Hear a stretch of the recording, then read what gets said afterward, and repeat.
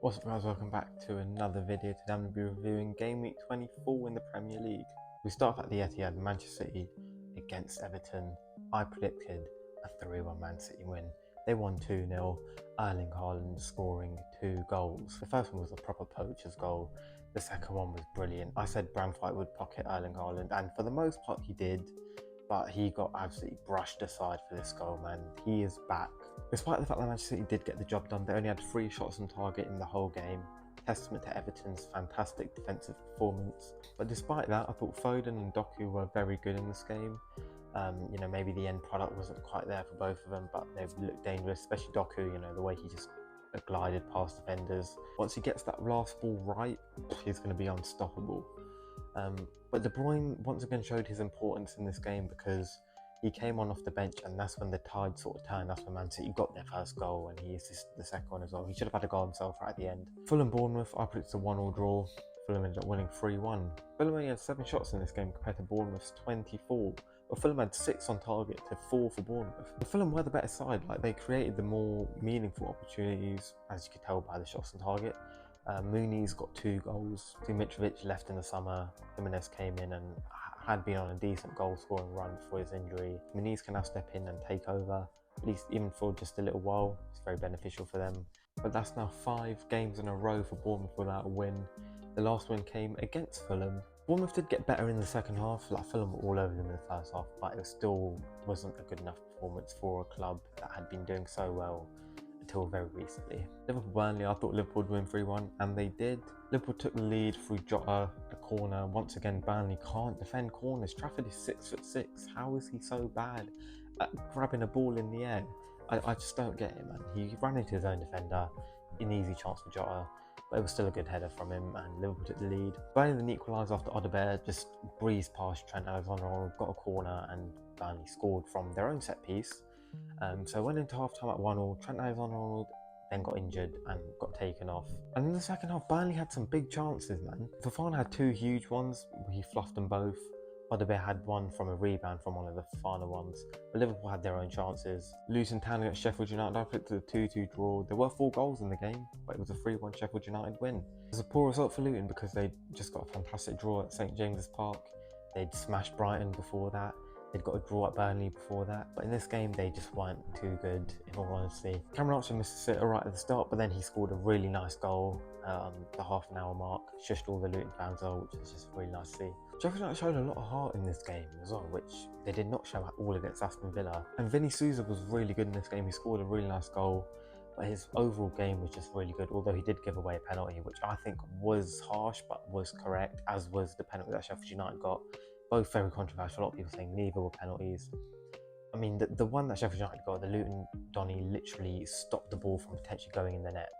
Unintentional, sure, but you've got to give those. How are you not going to be at, I know it might be a natural position because he's falling back, but still, you have to give them. Although this doesn't mean Sheffield United will survive, it definitely gives them a better chance. And for Luton, really disappointing because they could have gone clear of the relegation zone if they had won here. It's a game that they probably expected to win given their recent form and given the fact they did beat Sheffield United not too long ago. Tottenham Hotspur against Brighton Hove Albion, I predicted a 4-2 win for Tottenham. They did win 2-1. They left it until the 96th minute. Vicario made some huge saves in this game. The first one coming in the first minute, brilliant from him. He's a brilliant goalkeeper, man. One of the best signings of the season. I thought Richarlison was very poor in this game. His hold-up was okay, but he missed some big chances. I thought on the ball he was sluggish, he made the wrong choices. Maddison is showing flashes of getting back to the player that he was pre-injury again. He played some really nice passes off. He set up Richarlison with a big chance. He had a big chance of his own, which went just wide. Brilliant news for Tottenham is that Son is back. He came on and got the assist for Brennan Johnson's winner. Once again, Brennan Johnson making an impact off the bench. 50 million was a steep fee, but he is proving that he is a very good player. Tottenham also overtook Villa this week. Maybe we'll talk about Villa in a bit, but yeah, they're very much in a top 4 race. Title, I think, is gone, but top 4 is right there for them. Wolverhampton Wanderers against Brentford. Now, really disappointed with Wolves. I thought they'd win, given how good they've been this season and given how they played against Chelsea. One reason why I thought they'd win is because in that Chelsea win, Cunha got a hat-trick. However, in this game, He got injured, and that injury likely means he'll be out for the rest of the season, which is really unfortunate. With the injury, with this loss as well, it means that all hope of Europe is pretty much gone for Wolves. It's like, it was slim to begin with, but it's pretty much gone now. However, they're not in any relegation danger, which means they've got 3 months extra on top of everyone else to prepare for next season. Now, they need to back Gary O'Neill here, because I think he's a phenomenal manager. He's done a really good job with them. Make sure you back him. You don't want to lose him. You want him to be happy.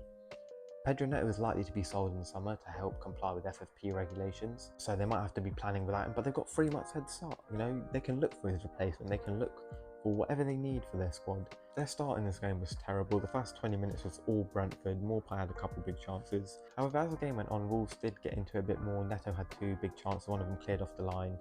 Brilliant save from Fleck, and one of them hit the post after a deflection. It's a really poor result for Wolves given how well they've played against Brentford in the last 45 days. Like, they beat them at the G-Tech in December, then they got a draw at their G-Tech in the FA Cup when they had 10 men for 80 minutes, then they beat them in that replay. So I would have expected it to be a pretty routine win, but Tony scored yet again, his 3rd goal in 4 games since his return, and that will ease their relegation fears quite a lot. Nottingham Forest Newcastle, I predicted a 2-2 draw. Newcastle won 3-2.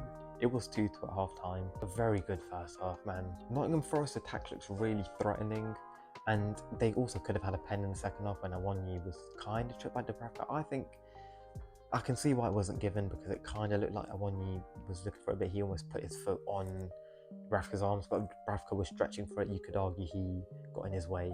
You know, it's one of them ones where you could see either way. The referee didn't give it initially, he wasn't going to overturn it. And Elanga once again gave Dan Burn a hell of a time, man. The second Forest equaliser came from Elanga just breezing past him like he weren't there, and just tapping it through the legs of Dubravka.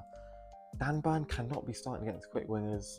I'm hoping we see more Tino Livramento, because I really like him, he's really good. And although I do like Dan Burn, I think he's a very valuable squad player. He isn't the man you want to be playing against Elanga, especially given what happened last time. Bruno G was so good in this game for Newcastle, scored 2 wonderful goals. The first one, a volley, a brilliant ball in from Trippier. But the technique that he used on this was so difficult, man. Like, outside of his boot, straight in the corner. Mate, that is pure genius. There are so few footballers in the world that could pull that off. And the second goal was really good as well. High pressing, he got the ball back and just placed it in the corner. And Fabian Schär scored a really nice goal. He's a centre back and he scored a volley, like straight in the corner. He's the most technical defender in the world, man. At least the most technical centre back. Like, no one can do what you can do. That's now 7 points from the last 3 games for Newcastle. They'll be looking at Aston Villa's poor form and thinking, we are coming for you. West Ham Arsenal. I did think Arsenal were going to win, but I thought West Ham would put a much tougher fight than they did. 6-0 to Arsenal finished. It's a London derby, by the way. The whole Arsenal team was fantastic. Both centre-backs got on the score sheet from set pieces. Both of them were assisted by Declan Rice. I'm going to talk about him a bit more in a bit, just because I love him so much. There's so much I want to say about him. I want to talk about West Ham first, though. Bowen was the only West Ham player that deserves any sort of credit. He was completely isolated up top, but he still dropped deep, trying to press, trying to get the ball back for West Ham. He was trying to tussle with the Arsenal defenders, who are much bigger than him. He had no support. I do think Moyes needs to go, man, because like I do understand Paqueta injured, big miss.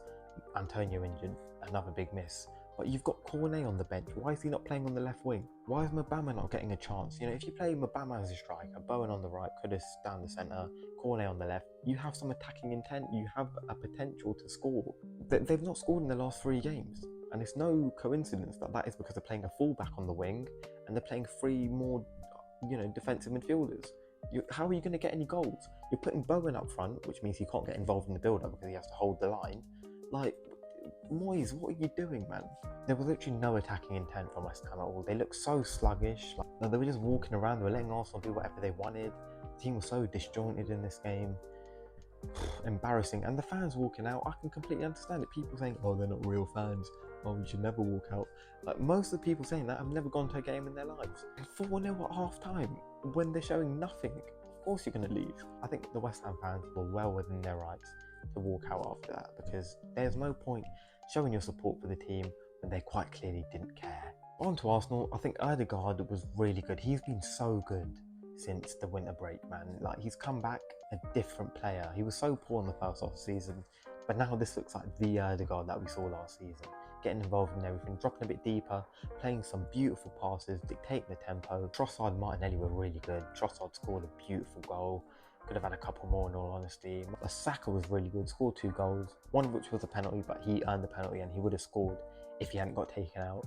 The second goal was just brilliant. It showed exactly why you cannot leave him 1v1 against anyone. It's why every team doubles up on him, even triples up on him, because he's that dangerous. But Declan Rice, man, 2 perfect crosses to get 2 Arsenal goals, and then his goal as well was like 30 yards out. He just pinged it into the top corner.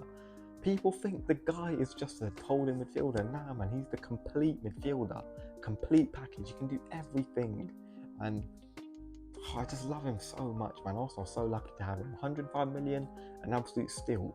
He's one of the few £100 million players that actually be worth their price tag. And he does it in every single game. And the only game this season where he might have been a bit poor was the other game against West Ham at the Emirates. He wasn't himself in that one, but every other game, best player on the pitch. Aston Villa against Manchester United. Aston Villa lost 2-1. I predicted a 2-2 draw. This now means Villa have lost back-to-back Premier League home games, and they hadn't lost a single one before the one against Newcastle. They've now lost 3 home games in a row in all competitions. And started the game really well as well. They were pressing quite high.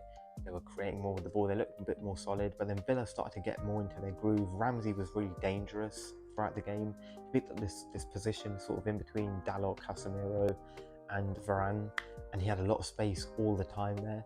But he just wasn't sharp enough. Like, he could have scored 2 or 3 goals in this game if he was a bit sharper. But Watkins was really poor. He had a couple big chances that he missed. Thought Douglas Luiz and Kamara were very good as well. But Kamara did unfortunately pick up an ACL injury in this game.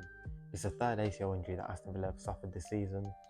So thoughts are with him, you know, hopefully he has a speedy recovery. But Man United, some of their players were also very good. Like, Maguire was so solid in both boxes. You know, he got the assist for Højlund's opener. He was so dangerous from set pieces in this game, and I don't understand why Villa didn't instruct one of their bigger men to go and mark him. They had Kamara mark him. It was a complete mismatch. In his own box though, he made some crucial blocks. You know, he's completely turned a corner, man. He's been so good this season. Once again, Mainoo was phenomenal, and Højlund, 5 goals and 2 assists in his last 5 Premier League games. He is fully here now. He has arrived. I was impressed with Garnacho defensively. You know, it's been a bit of a criticism of me that he sometimes doesn't track back enough, but in this game he did it really well, and he also had a pretty decent attacking threat as well. I thought Rashford was pretty anonymous once again, and Luke Shaw did get subbed off at half-time. I don't know if that was injury, if that was fatigue, if that was tactical. But McTominay come off the bench once again to rescue Man United and get them another 3 points. He's now earned them 12 points with his goals this season. One of the best impact subs in the Premier League, and Dalot's crossing was just perfect as well, man. I mainly did very well to get the ball to Dalot first. Finally, another London derby, Crystal Palace Chelsea. I predicted a 3-1 Chelsea win. It was a 3-1 Chelsea win. First half though, Chelsea were horrific. They had almost 80% possession and they had 1 shot. That shot, I don't even know if you want to count it as one, because it looked like Gallagher sort of was looking to the wall to back stick for someone. They were so bad. Enzo Fernandez thinks he's Pirlo, man. He's trying these ludicrous passes, yeah? And he's not good enough to pull them off, so stop trying them. I thought Palace were really good. Mateta held the ball up so well. They created some good opportunities. Lerma's goal was phenomenal as well. But in the second half, Chelsea came out a different team. Gallagher scored straight away, sort of took a bit more control over the game, and then Gallagher scored very late on to make it 2-1 to Chelsea against his former club Palace, where he was on loan for a year. And then right at the end, Fernandez got on the end of a brilliant Palmer pass to make it 3-1. 2 assists for Palmer in this game, 2 goals for Gallagher. Once again, they rescue Chelsea. This will probably mean Poch has another few games. So Chelsea are going to go on a bit of a losing run. So good luck with that, Chelsea fans. It's honestly appalling how you can spend £1 billion and still be this bad though, man. This was a Palace team that had their 4 best players out with injury, and they were this good against them in the first half. It was just embarrassing. But that's what I thought of the game week. Let me know what you thought in the comments below, and I'll see you soon in that video.